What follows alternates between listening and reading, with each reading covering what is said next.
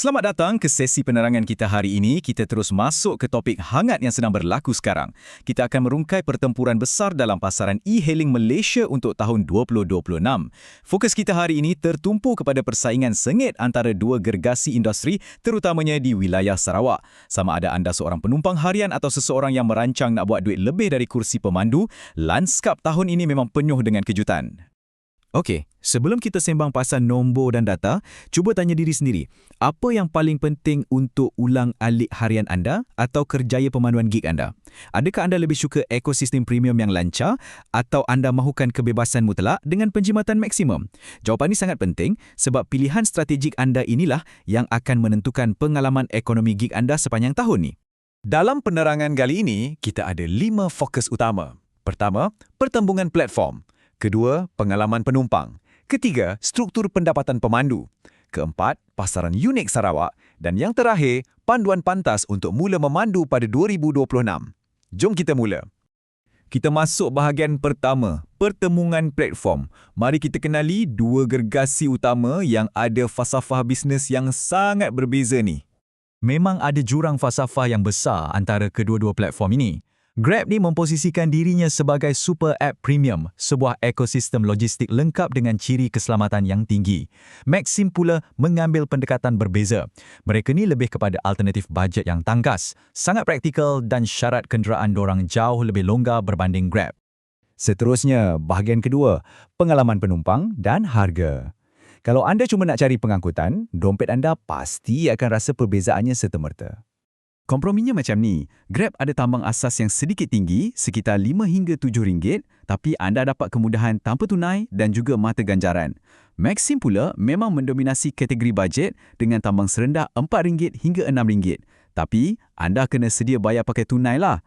Jadi, pilihannya antara kemudahan premium ataupun jimatan terus. Tapi sekejap, Maxim ni bukan setakat tawarkan perjalanan murah je tau. Dekat tempat macam Kuching, ia dah jadi macam aplikasi penyelamat. Tiba-tiba bateri kereta mati dan perlukan jump start, nak tunda kereta atau nak minta tolong angkat barang pindah rumah, Maxim boleh buat semua tu. Dorang siap ada servis peribadi, kami beli dan hantar lagi. Memang serba boleh. Okey, bahagian ketiga, pendapatan dan komisen pemandu. Sekarang kita beralih ke tempat duduk pemandu pula dan kita tengok macam mana duit mengalir. Untuk pemandu Grab, anda kena tahu yang Grab dah pun tinggalkan sistem komisen tetap 20% tu. Sekarang, dorang guna variable service fee atau yuran perkhidmatan boleh ubah.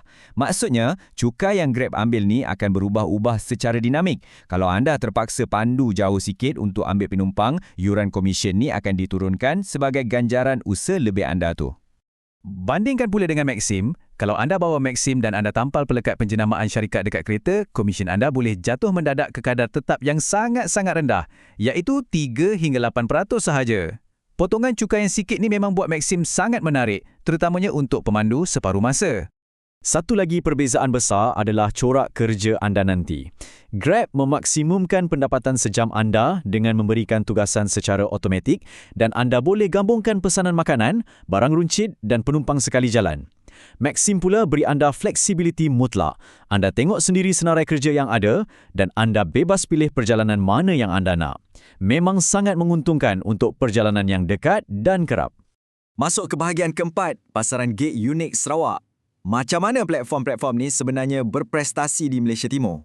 Kalau kita tengok perkembangan di Sarawak, Grab menggunakan sistem peringkat atau tier suku tahunan. Dan apa yang menariknya, nak capai tahap platinum atau ultimate dekat Kuching atau Miri ni sebenarnya jauh lebih senang kalau nak dibandingkan dengan di Kuala Lumpur. Kenapa? Sebab trafik di sana lebih mudah dijangka. Jadi pemandu boleh buka kunci kelebihan macam keutamaan pesanan dan rebat minyak dengan lebih pantas. Dalam pada itu, Maxim pula dah pegang pasaran dengan kuat di pekan-pekan kecil luar Kuching, macam di Mukah, Bintulu dan pinggir bandar Miri. Sebab utamanya, Grab tetapkan had umur kenderaan 15 tahun. Maxim pula jauh lebih rileks dengan kereta-kereta lama ni. Jadi lebih banyak kereta bajet dapat terus hidup dan beroperasi atas jalan. Akhir sekali, bahagian kelima, cara pantas untuk mula. Kalau anda dah bersedia nak pegang steering pada bulan Mei 2026 ni, ini cara yang tepat untuk bermula. Secara rasminya, ada 5 langkah undang-undang yang wajib lalui. Pemeriksaan kesihatan, kelas teori 6 jam, peperiksaan JPJ, ambil lesen PSV dan mohon permit EVP. Nampak macam renyah kan? Tapi ini berita baiknya. Tahun ni, platform-platform e-hailing tengah berlumba-lumba untuk bayarkan yuran-yuran ni untuk anda. Ya, dua-dua platform ada buat program PSV Kosifa yang sangat agresif sehingga bulan Jun ni. Kalau dengan Grab, ada promosi kadar rata RM75 kalau daftar melalui Grab Academy. Dan mereka akan bayar balik sepenuhnya selepas anda selesai 30 perjalanan. Maxim pula gunakan cara berbeza. Diorang terus berikan bayaran balik penuh sebagai bonus permulaan ke dalam dompet aplikasi taksi driver anda sebaik sahaja akaun aktif. Untuk manfaatkan promosi ni di kawasan anda, ada beberapa institut memandu rakan kongsi yang boleh dirujuk. Kalau di Kuching, tempat macam Changiran, WJ Wego dan Siburan adalah pilihan terbaik. Kalau di Miri pula, Miri Subis, Hisif dan E-Gas Senadin adalah lokasi yang paling kerap digunakan. Ini memang jalan paling mudah untuk dapatkan slot hujung minggu dengan cepat. Dan yang ini anda wajib tahu. Insentif paling besar untuk pemandu pada tahun 2026 ialah subsidi petrol kerajaan, iaitu Budi 95. Ia memberikan kuota tambahan bahan api RON 95 bersubsidi. Macam mana diorang kira? Mudah saja. Ia dikira berdasarkan jumlah jarak anda memandu setiap bulan. Jadi, sekadar memandu je, anda dah boleh dapat pelepasan kos minyak tambahan. Kalau anda memang dah sedia jadi pemandu, jadilah mentor Grab Alpha semasa kempen suku kedua ni. Anda berpeluang buat duit poket tambahan sampai RM250 tunai tahu, hanya dengan bawa masuk pemandu baru yang berjaya siapkan 30 perjalanan dalam masa 30 hari. Satu peluang menang-menang yang cukup menarik. Jadi, bila kita lihat secara keseluruhan landscape e-hailing 2026 dekat Sarawak ni, isunya bukanlah tentang aplikasi mana yang secara pukul rata lebih baik.